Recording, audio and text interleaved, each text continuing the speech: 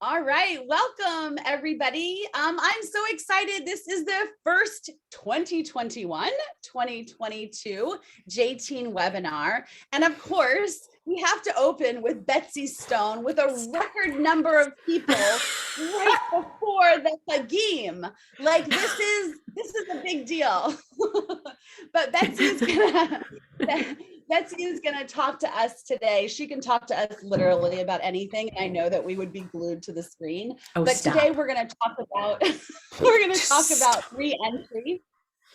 And hopefully all of you read. If not, I'll make sure to post it in the chat at some point during this call, the article that she wrote recently for E-Jewish Philanthropy about what we have learned from Jewish camp this summer and how we can look at that informing our work in the coming weeks or coming month or so.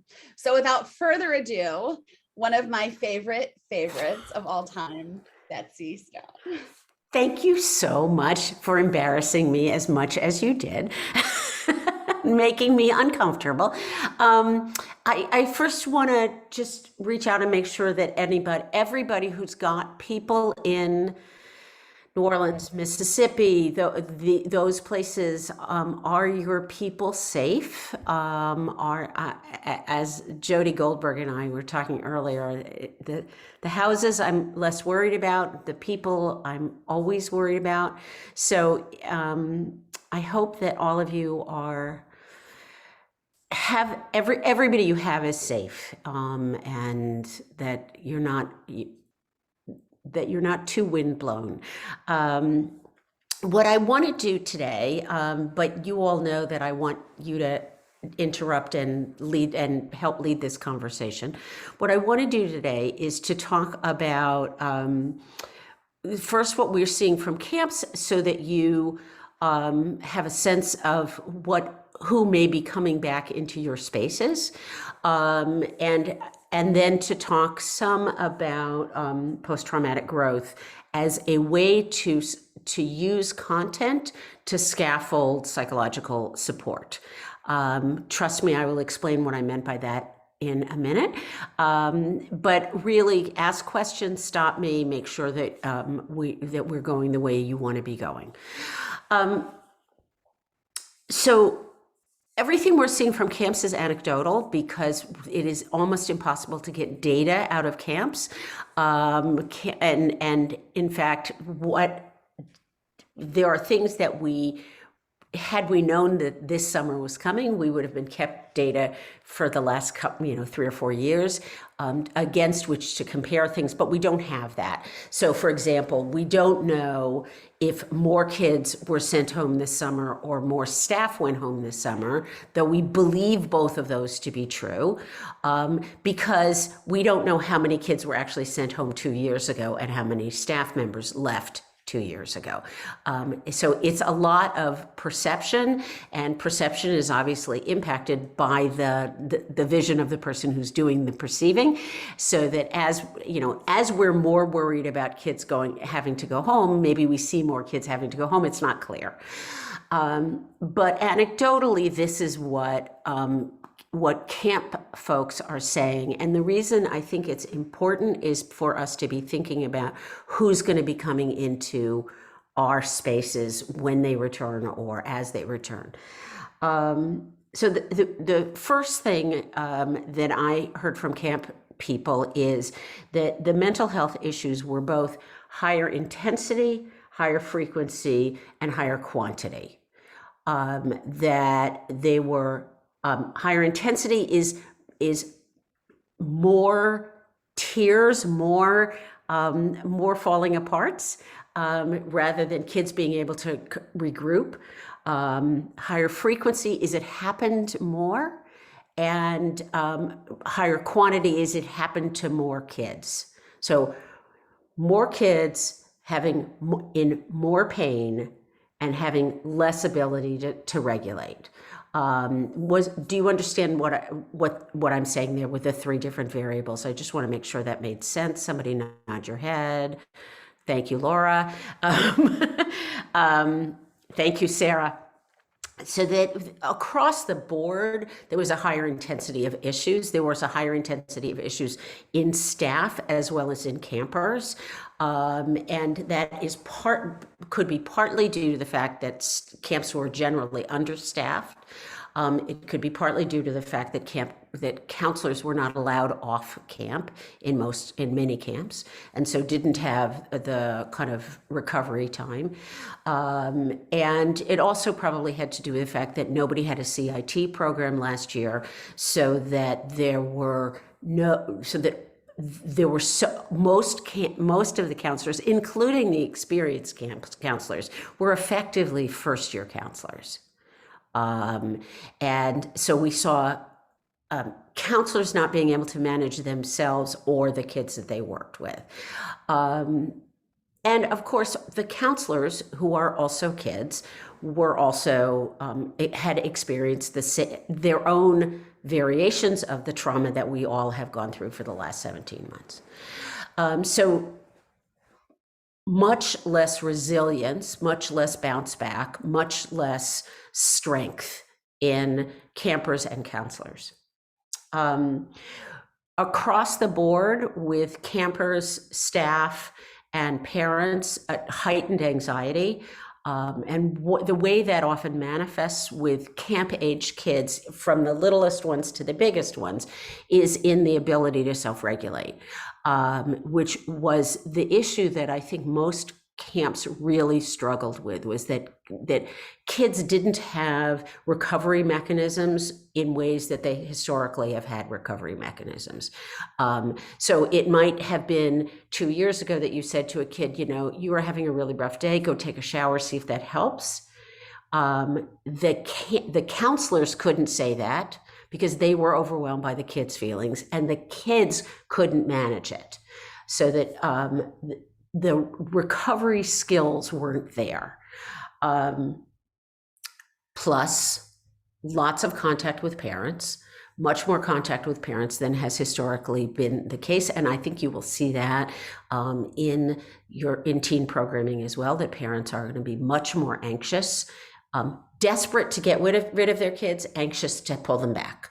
And that dichotomy is going to ultimately be somewhat your responsibility. If not your responsibility, at least your problem. There was more suicidal ideation at camp than historically. We know that over long periods of time, that the data tells us that there is an increase in both suicide attempts and suicidal ideation thinking in September and October. That when teenagers in particular go back to school, they are at greater risk of both suicidal ideation and suicidal behavior, attempts and successes. And I expect that we will see that heightened this fall. I am very afraid that we're going to see more of that than we have historically seen. And I'm also afraid that we're going to see more of it in younger kids. I think that our middle school kids are at enormous risk right now in ways that historically they have been, we've always said middle school is a great wasteland. They haven't felt as risky to me as they do right now. And I think that there's a number of different reasons for that.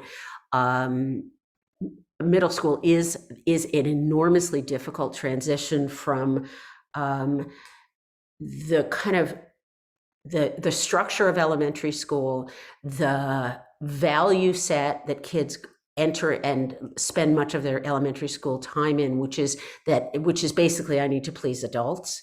That transitions in high school to I need to please my peers, but that transition time is happening in middle school. We also, I think, saw a whole lot more sexual behavior in younger kids at camps this summer. And I assume some of that is that a lot of kids spend a lot of time watching pornography. I think some of that because they were on Zoom and they were on their computers and and that's one of the places that kids go when they're tempted. But I think there also was more sexual behavior because we were skin starved. And for many kids, it is easier to get contact around sexual behavior than it is around comforting behavior, particularly in a world where part of the message was that other people are toxic, that other people are potentially lethal.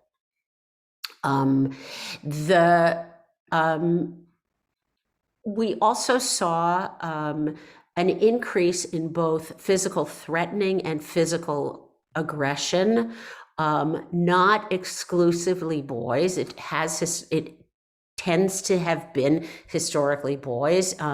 We saw this in boys and girls, although more in boys. Lots of body image issues, lots of how do I present myself? And then the thing that I've been most struck by, which I would never have predicted, was lots of gender identity questions. That a lot of kids came home from camp saying, I'm not a girl, more I'm not a girl than I'm not a boy. But a lot of kids coming home from camp saying, I am not, I'm gender non-binary, I'm queer, I'm some statement about not accepting the gender norms for their gender at birth.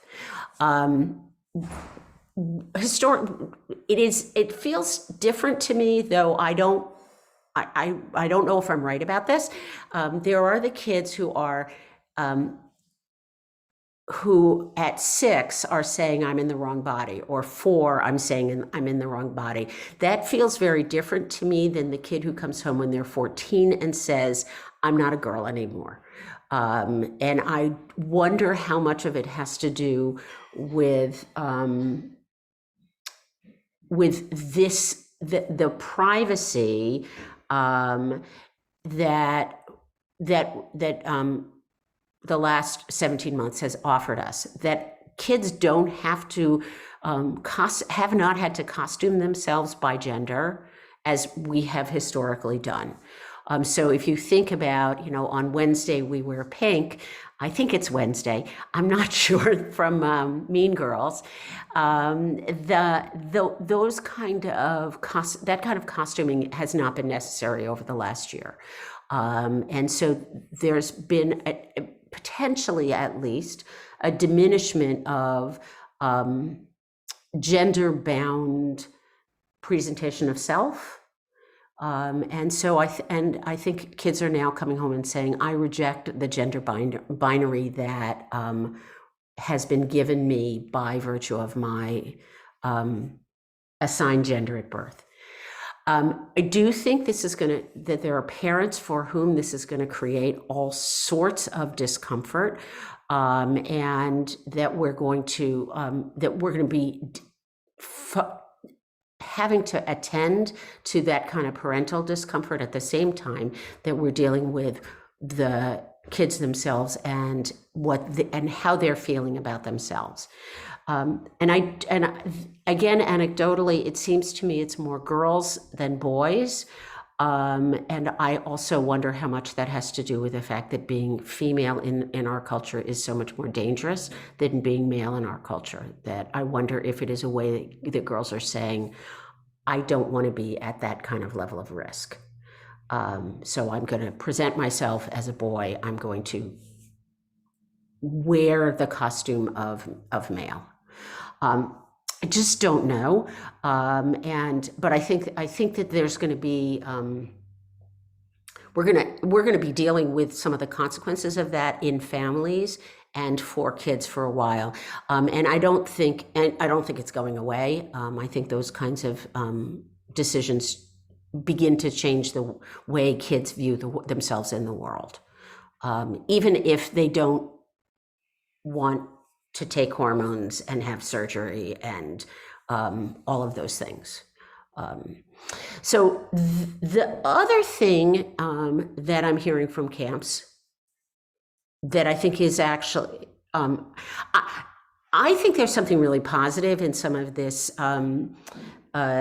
lack of rigidity around gender, and that part of the question for us is how we respond to it, because we can support kids or we can shame kids. I'm always going to opt for supporting kids. The other thing that I think we're seeing that is really remarkable is the sense of significantly deeper connections between kids and their siblings, and more compassion writ large, which is striking to me because I'm not seeing compassion in adults as much as I'm seeing it in kids. Adults are more, feel to me like they're more turf driven right now. Agree with me or you're bad, agree with me or I'm bad. And I'm not seeing that as much in adolescence, which I think is very striking. I think that they may be getting kinder. I'm not sure how that applies to tweens, to middle schoolers, but I think that it absolutely applies to high schoolers.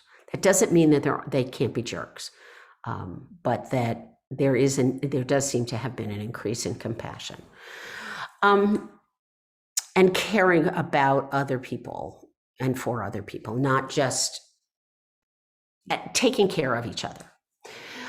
So let me pause here and ask you for questions, comments, disagreements, whether or not this is what you're seeing, anything about this part of our time together. Go, Laura. Hi, Betsy. Hi, Laura. Hello, my friend. So nice to see everybody. I'm Laura Hyman. I'm the director of Genesis, which is a Jewish high school program at Brandeis University.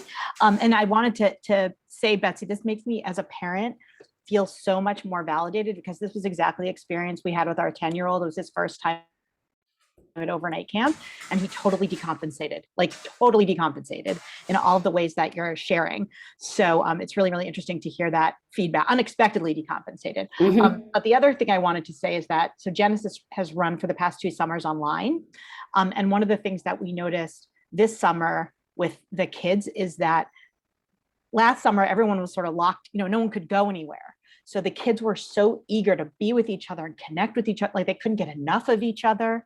And this summer, you could just see their level of engagement. And we had a lot of kids who returned, but their level of engagement, like there was like a low grade depression through like, I'm not a clinician, but like there was this low grade like lethargy. And not just because of Zoom, like in terms of how much they participated, like the jokes that they made with each other. I mean, they still connected, but it was really, really interesting to see that they were pulled, because some kids were in parts of the country that were open, right? So kids had doctors. The number of kids who had doctor's appointments this summer was outrageous to me in 3 weeks. It was like every kid had a doctor's appointment. So one of the other things that we saw at camps was that there was an enormous number of kids who had regular therapy appointments too, which hasn't historically been the case at camp. Those have been the exceptions rather than the rule. And this year it was the rule. So a couple of comments about this. First of all, I think that it would be foolish for us to think about moving forward without thinking about the fact that we were much closer. I'm going to keep making it so I can see everybody, Erica. I'm sorry. I hope that doesn't screw things up for you.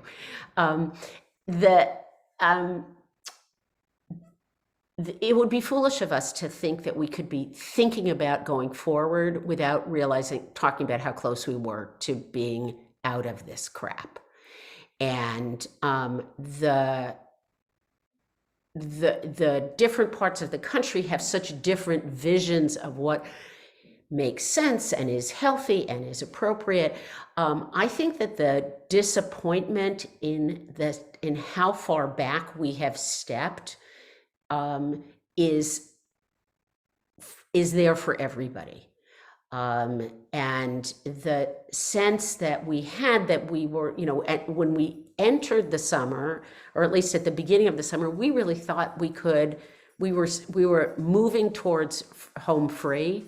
I think Jody's heard me tell this story. One of my granddaughters said to me, I had a mask, a Keith Haring mask, and she said, "Oh, I really love it." And I thought to myself, "You can have it. I'm not going to need this." The remasking and the re-lockdown and the reevaluating the holidays and schools and everything, I think has worn every one of us out.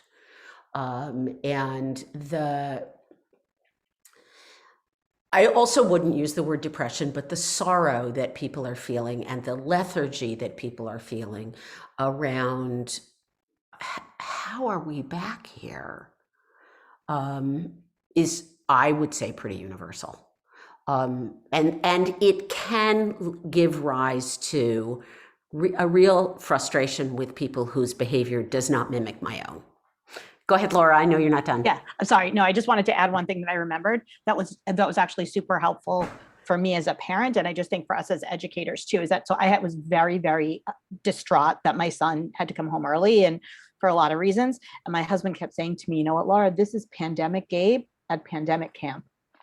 And so and I thought that was so helpful because first of all, it made me feel like, okay, I haven't failed my child as a Jewish professional whose, kid comes home early, which feels very shameful, even though I know I'm not alone. But you are not alone. I know. You're not alone. Oh my God. But I really appreciated that because it made me feel like,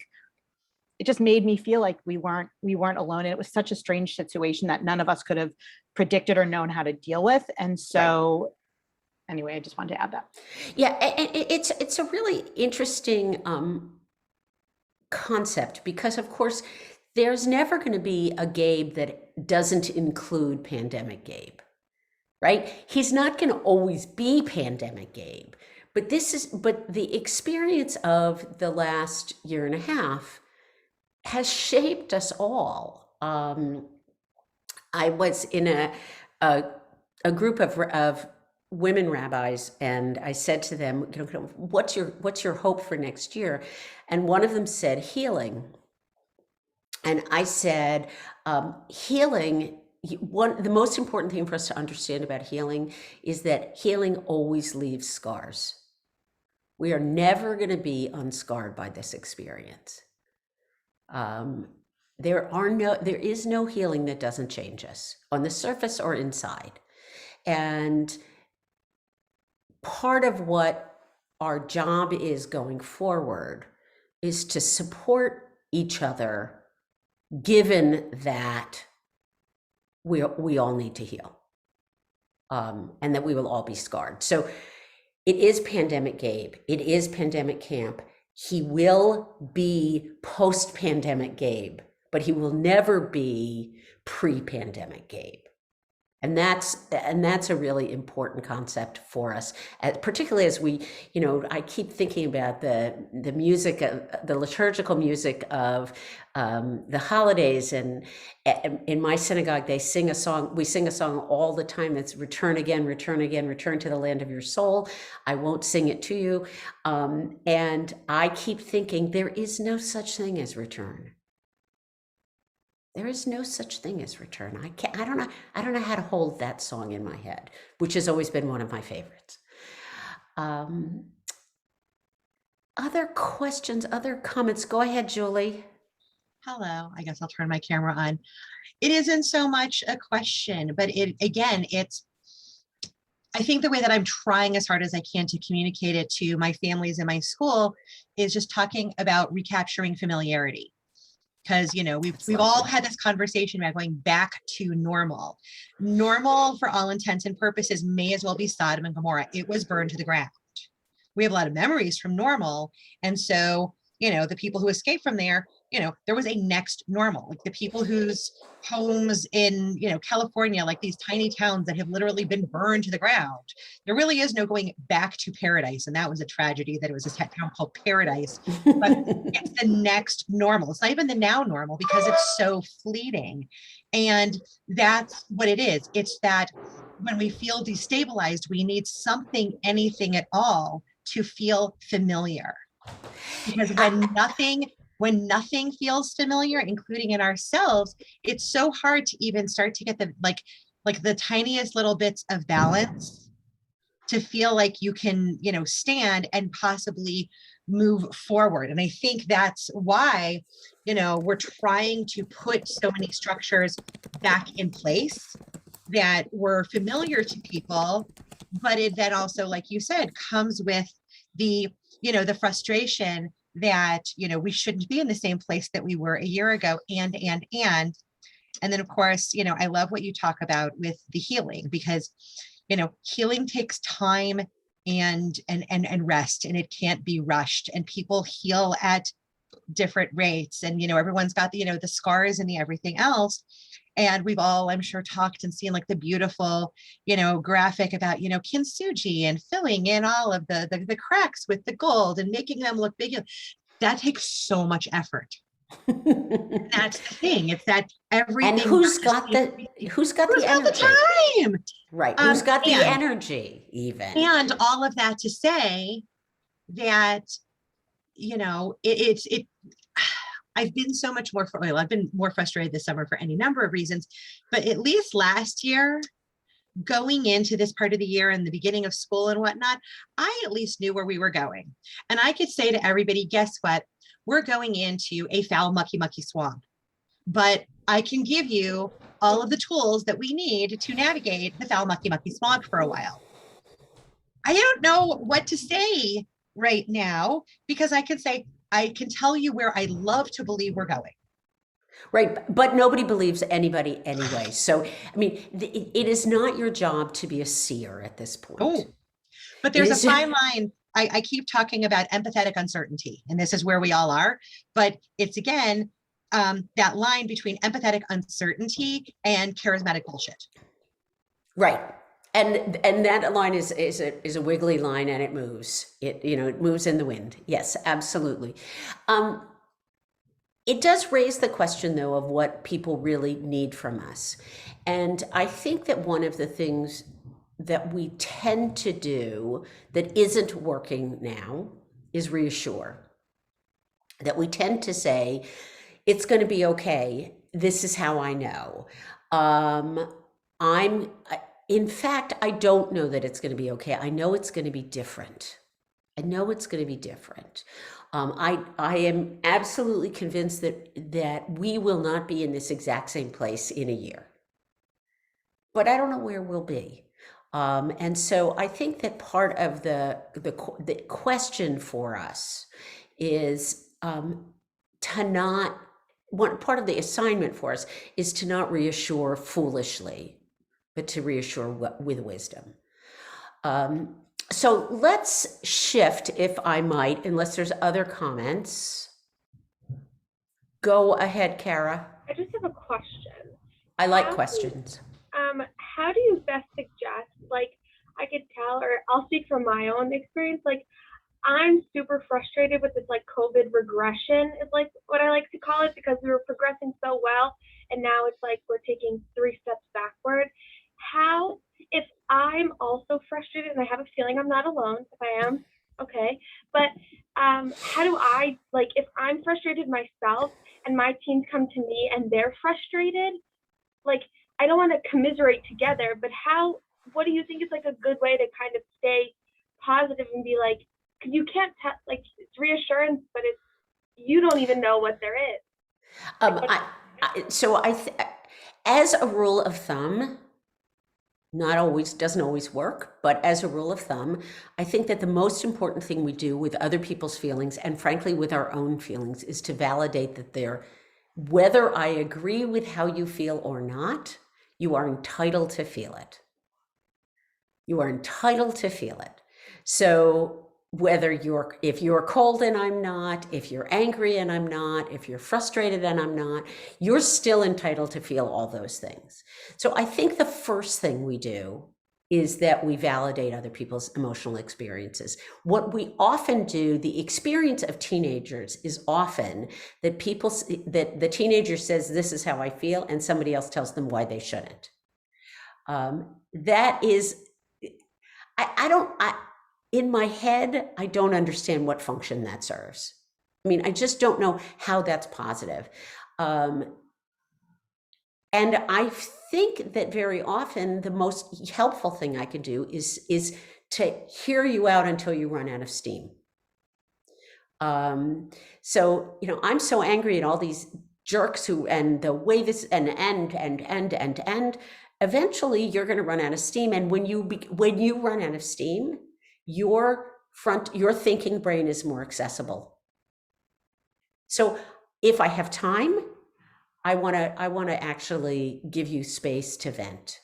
If I don't have time for that, my inclination is always to say very clearly, I have 4 minutes now, and I don't want to give you 4 minutes while I'm looking at my watch. I want to give you 20 minutes while I'm not looking at my watch. So can we set up a time to talk? Or do you want the 4 minutes and a time to talk?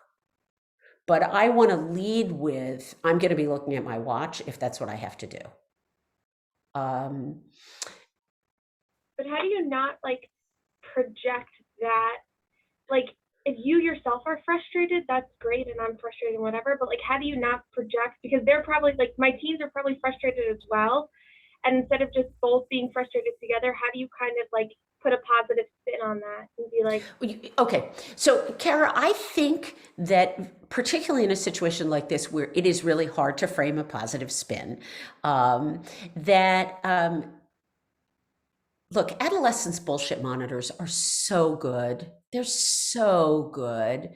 So I don't know that I put a positive spin until the kid is done with their negative spin. But that takes time.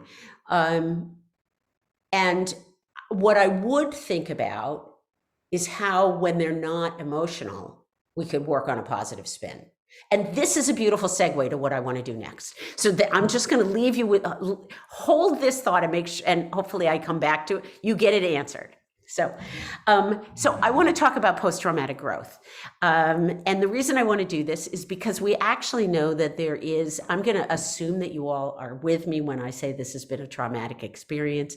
And we know that there are people who actually come out of trauma not saying, I'm so glad that happened to me, but saying, I've learned really important things. I've changed in really important ways.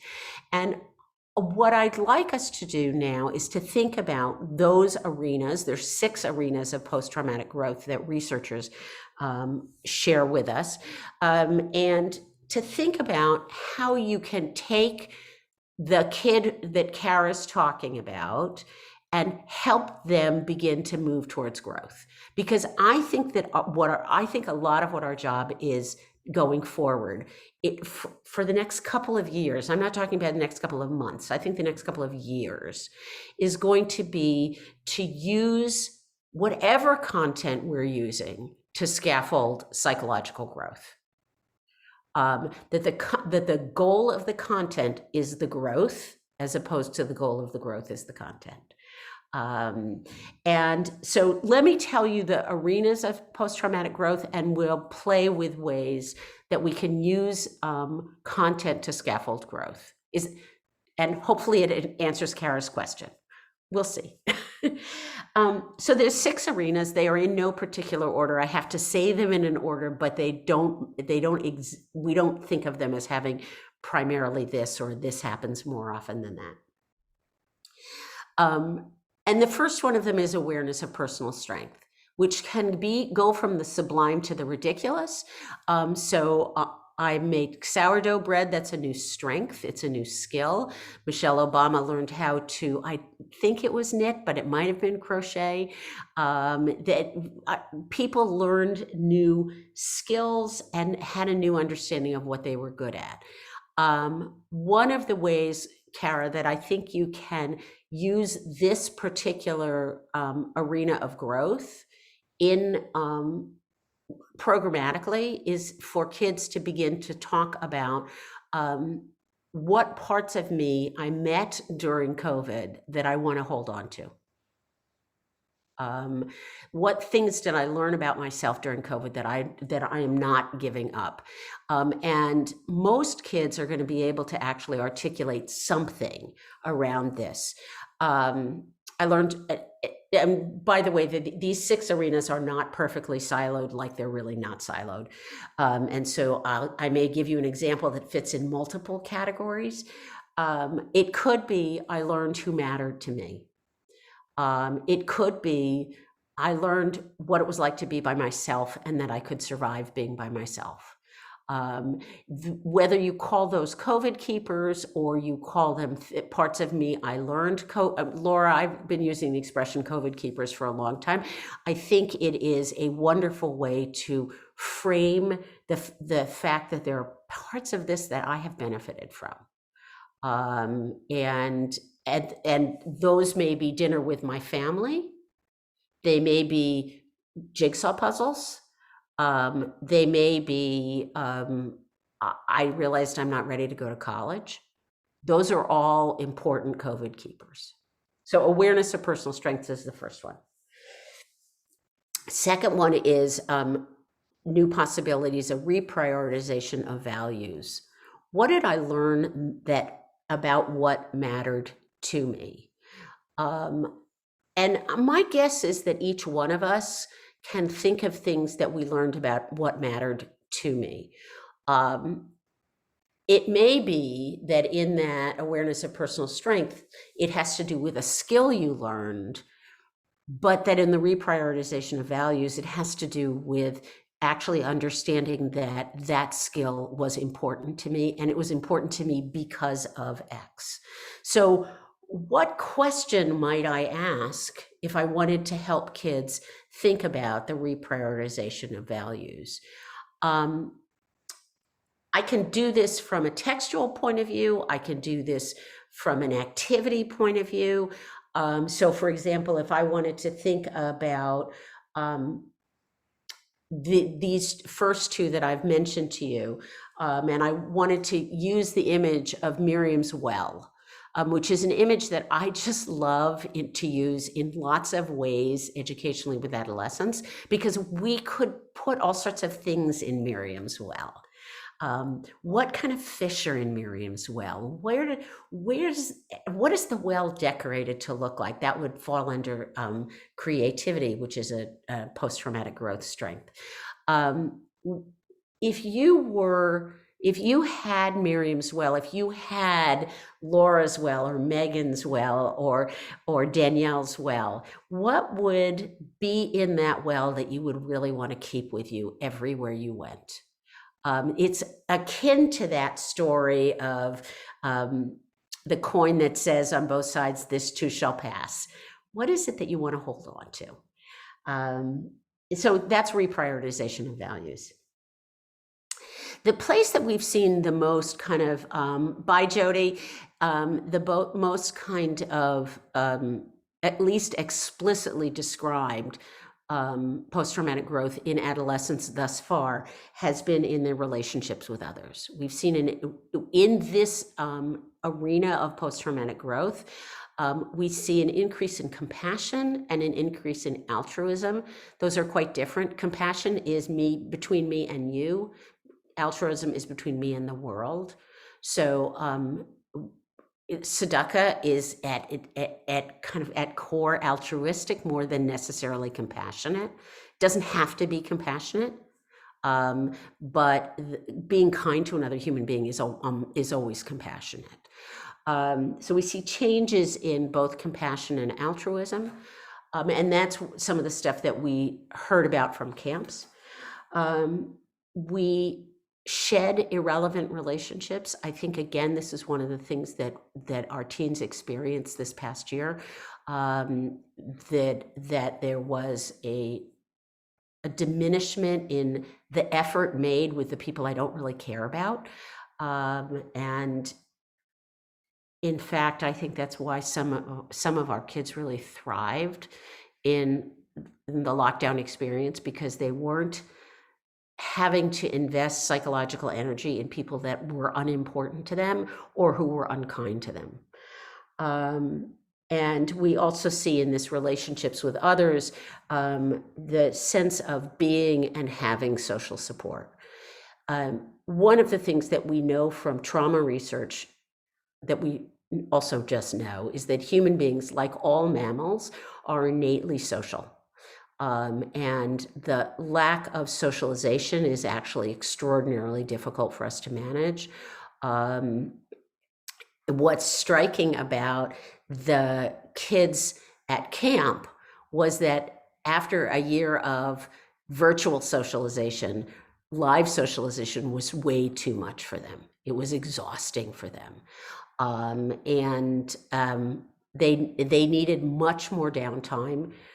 They needed much fewer activities because they couldn't process being with other people on top of everything else. So one of the things that we have to think about as we think about kids coming back into spaces together is doing less. Where typically we program to the last minute. One of the things that I think all campers needed this summer was a lot of cloud watching. Because cloud watching is passive, it's grounded, it's not interactive. And the interactive nature of camp, I think, was really difficult for lots of kids. So that was number 3. Number 4 is an appreciation of life, a sense of being blessed, and of being a blessing. And we see those are arenas where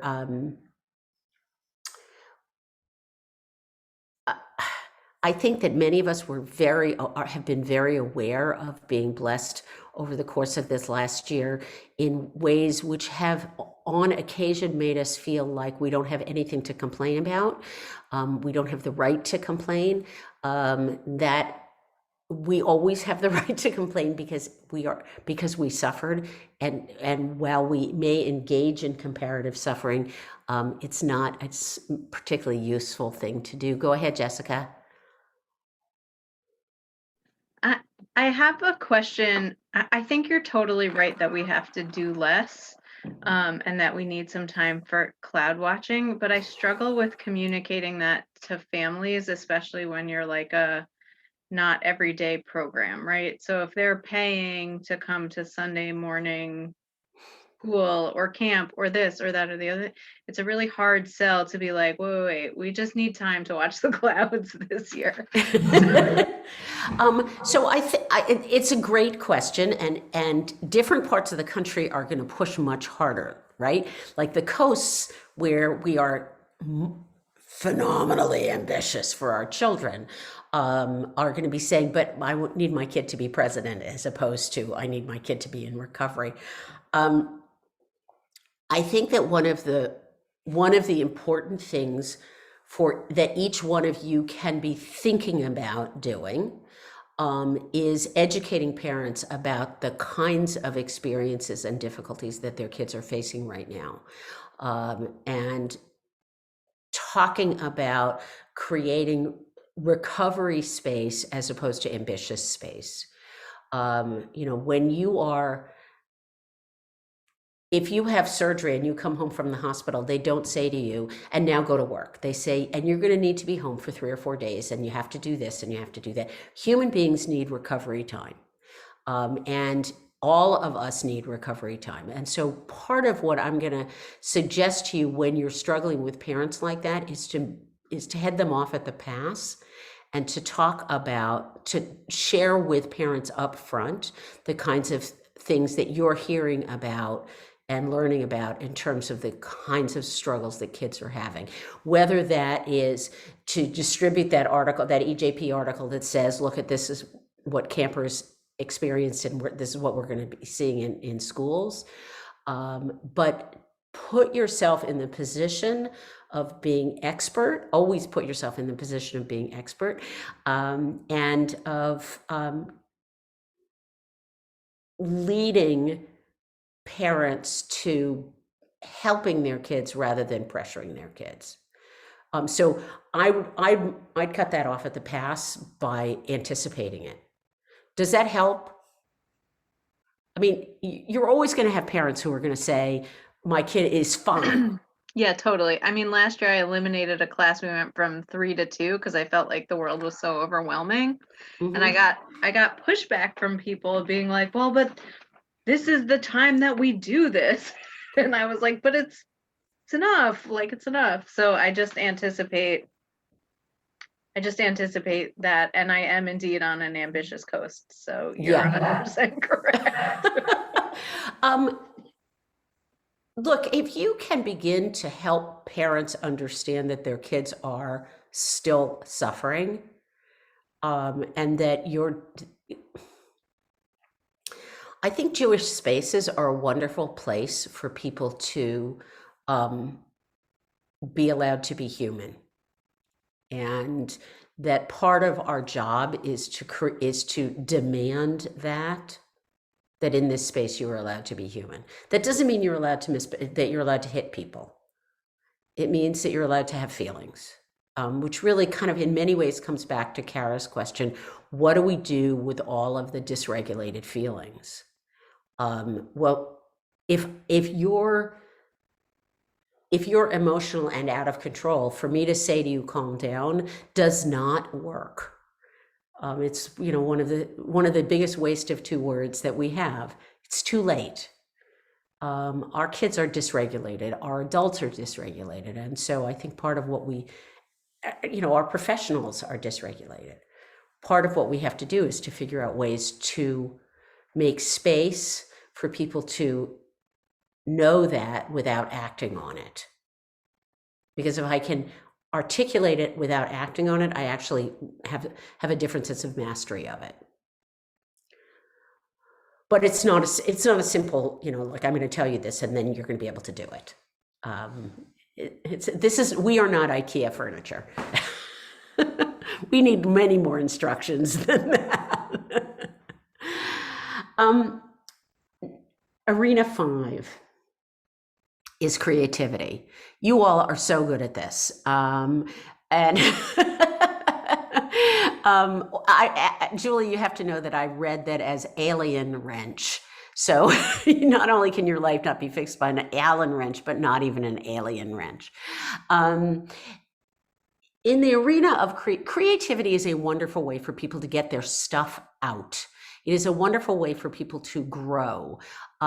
You'll have people who like me say, I am not creative, and for whom the word creativity is loaded because, we've been told that there's no point in singing if you don't sing on key. There's no point in drawing if you don't draw things that look like what you intend them to be. My favorite thing to do with people like me around creativity is torn paper activities because they cannot look right. And so the fact that mine doesn't look good doesn't make me feel crazy. And frankly, torn paper activities are violent. And so I think people, they have two upsides. One is they can't be right, and the other is that it's a socially acceptable way to be destructive. But I think you may find that many of your kids have things that they can get out through their hands, through music. I would use music a lot going forward.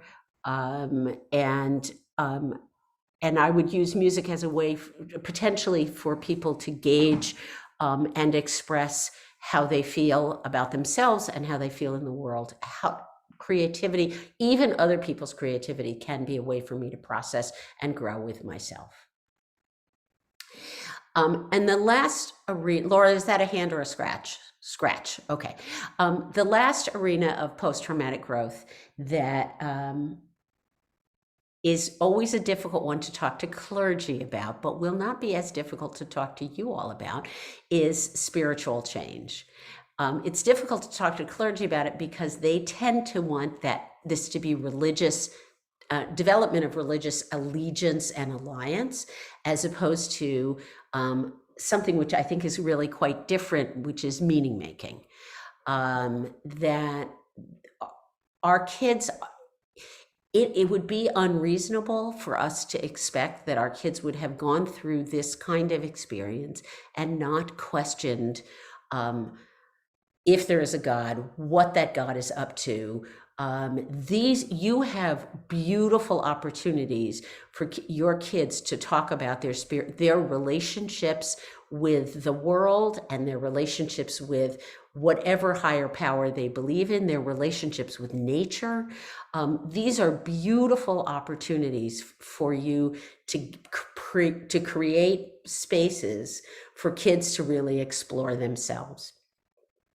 And the real important part of this with anything spiritual is to not have an answer, but to create space where questions are safe. Adolescents want to have big conversations. They don't know how. We have not taught them how. We have taught them how to get the right answer, but not how to ask the right question. And if you can create environments in which it is okay for kids to disagree and for kids to struggle and for kids to not have the right answer, you will be growing aspects of the people that you're working with that they will value for the rest of their lives. Big questions are enormously flattering, enormously flattering. Because if I ask you a big question, part of what I'm saying to you is you have the wherewithal to struggle with it and not necessarily to answer it. So, I mean, think about the prayer we say before we study Torah, to struggle with words of Torah. That is where, for many of us, the great meaning happens is in the struggle, not in the answer, but in the struggle. So we have 4 minutes left. One more caveat about post-traumatic growth. Nobody does all 6 of them. You should not expect that you finish any of them. We don't finish growth. Growth is it's very interesting to me. I've been thinking about this a lot in terms of Erik Erikson, who's the initial stage theorist of psychological growth, basically believes that identity formation happens when we're adolescents and then we're done. I'm no longer an adolescent, and I'm absolutely convinced that my identity is still in formation, and that the process of becoming me is going to happen until they put me in the ground. When you give people the opportunity for identity formation and identity exploration, which all of these post-traumatic growths are ways to do, what you do is you teach them a skill set that they will be able to apply for the rest of their lives. But the goal isn't to finish it. This is not high school. This is like, if you're like me and you're a reader, there's always another book. There's always another opportunity to know myself differently, to know myself deeper. And that's the greatest gift that we give to kids, is to create a space in which that can happen. And for many of our kids, they have no other spaces in which that kind of identity exploration actually happens. All right, questions, comments? Kara, did I ultimately answer your question? Yes.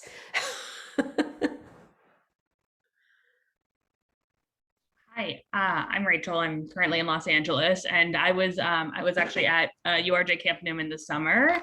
And something else that I was wondering if you were going to touch on, but something else that I think we really noticed with our staff, and I think we're going to see in our teens this year, is the hesitancy to try something new.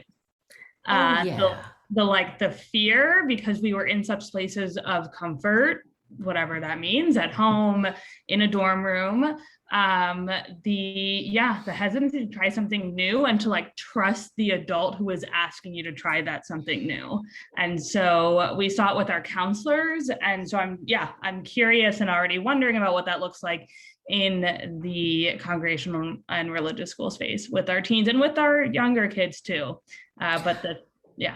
So it's a great point, Rachel, and I just added it to my list. And I think much of it has to do with the fact that we spent the last year being told we shouldn't trust anybody. And then we were told we could trust people, and now we're being told again we can't trust people. And so, look, trust is two comments about trust. First of all, we use the word as though it's binary, that I trust you or I don't trust you, which is clearly untrue. I trust you with certain things and not with other things. But trust takes a really long time to build and a really short time to dissipate. It's dust. It accumulates slowly and it dissipates very rapidly. People aren't going to be trusting because we tell them to be trusting. They're going to be trusting because we prove that we are reasonable to trust, not trustworthy, because nobody is truly trustworthy, but reasonable to trust with certain things. And I think that anticipating that our kids are going to come in cautious about activities, cautious about relationships, cautious about behavior, that's a really important thing for all of us to hold kind of right here. I need to remember that caution doesn't mean I'm doing a bad thing. It means they're doing a smart thing. That's their brains trying to keep them alive. And that's it's great point. Thank you. Other comments, other questions? Hadassah, where are you? Go ahead. Thank you. So I'm a clinical social worker. I run the group program at the Brandeis Counseling Center. But I really loved what you said about the gender identity exploration piece, because that is something that I'm seeing both in my students at Brandeis, but also in my 12-year-old this summer. And I can see how kind of using this idea of providing a space for really big questions and not necessarily answering it, and how I'm trying to give both my students and my child that space to kind of not know and be comfortable with not knowing. But I'm wondering if there are any other ways of thinking about how to support somebody in gender identity, while meeting them where they're at, but also kind of creating a kind of a flexible way of looking at gender, especially with kids who are kind of developmentally rigid in their thinking. Yeah. Okay, so great question. I think that, look, I think our kids are way ahead of us on this. Somebody was telling me a story, or maybe I saw this on Facebook. I don't remember where I saw this, that they were teaching a class about, and they were talking about the two different sections at the Kotel, and the men's section and the women's section, and that a kid in one of the classes said, but what about the non-binary people? And I'm just, the idea that our children are as open as they are is really quite remarkable, and it speaks to that we've done some wonderful work with them. That does not mean that the world is going to give them the same kind of feedback and nurturance that we are. I think that with any exploration, our job is to create a safe space and get out of the way. Whether that's the exploration of what do I want to do, where do I want to go to college, create a safe space, get out of the way. Or what kind of summer job do I want, create a safe space, get out of the way. That I love the image I use all the time, and the way I think about kids is free range children, that we build enough fence to keep you safe, and then create a lot of space for you to explore. I do think that for many of our younger kids, particularly the middle school age kids, helping them think through how they want to present themselves to their peers, without judging them for how they want to present themselves to their peers, is really part of the job of parents. And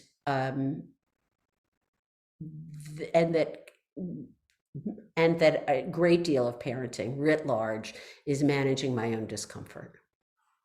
That parents have to parent the kids they have, not the kids that they used to have, and not the kids that they will have, and not the kids they wish they had. We have to parent the kids we have. That is I'm going to say something that seems heretical, but that is terribly disappointing to all of us, that we have to parent the kids we have, because we all wish we were Pygmalions.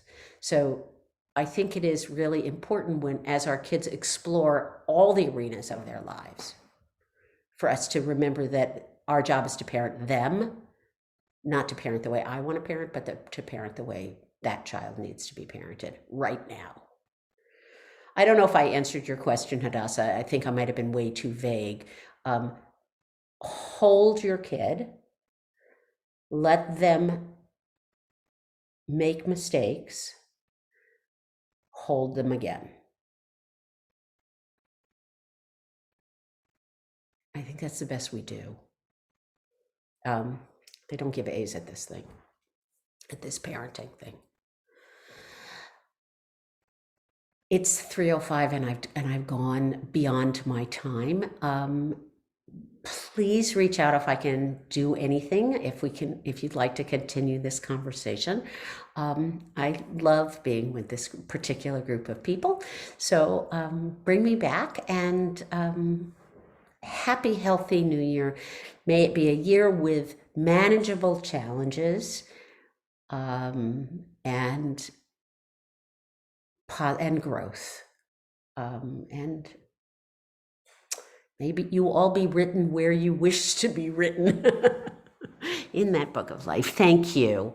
And thank you so much, Erica, for having me back. Now, I am no longer standing between you and the Caribbean.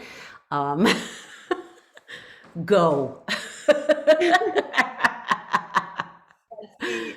Thank you so much, Wi-Fi. Thank you so much. Shana Tova to you, Betsy, as well as everybody else. I know there were a couple of people who the time got mixed up a little bit, but I'm glad that most of you found us at the right time and that we were able to spend this time together. And we'll definitely share out the recording very soon. Shana Tova. Shana Tova.